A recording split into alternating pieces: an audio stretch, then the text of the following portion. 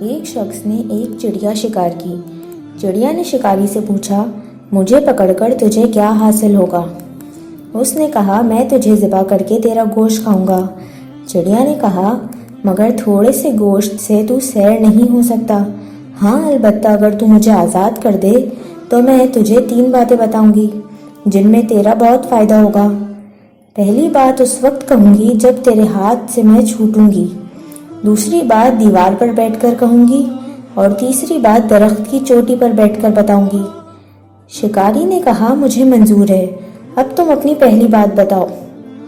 چڑیا نے کہا، پہلی بات تو یہ ہے، جو چیز تیرے ہاتھ سے نکل جائے اس کا کبھی افسوس نہ کرنا۔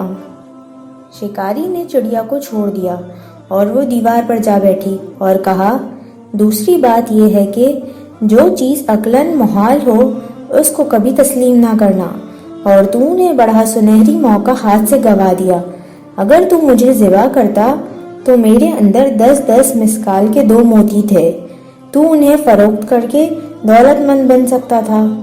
پھر چڑیا اڑ کر درخت کی چوٹی پر بیٹھی۔ شکاری چڑیا کو آزاد کر کے پچھتانے لگا اور دل میں کہنے لگا، ہائے میری بد نصیبی، اگر میں اسے ذبح کرتا تو موتیوں کی وجہ سے آج مالا مال ہو جاتا۔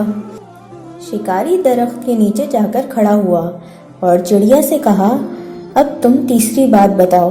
چڑیا نے کہا، احمق شخص، جب میری پہلی نصیحتوں پر ہی تو نے عمل نہیں کیا تو تیسری بات پوچھ کر کیا کرے گا؟ اس شخص نے اصرار کیا۔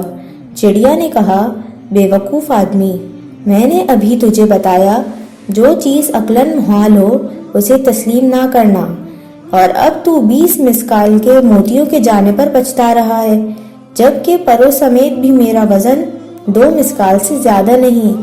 تو نے 20 مسکال کے موتیوں کا یقین کیسے کر لیا؟ اس کہانی کا نتیجہ بالکل درست ہے کہ حریص اپنی حرص کی وجہ سے فہم و فراست سے عاری ہو جاتا ہے، اور بعض اوقات وہ ایسے اقدامات بھی کر بیٹھتا ہے جس سے اس کی جان کو خطرہ لاحق ہو جاتا ہے۔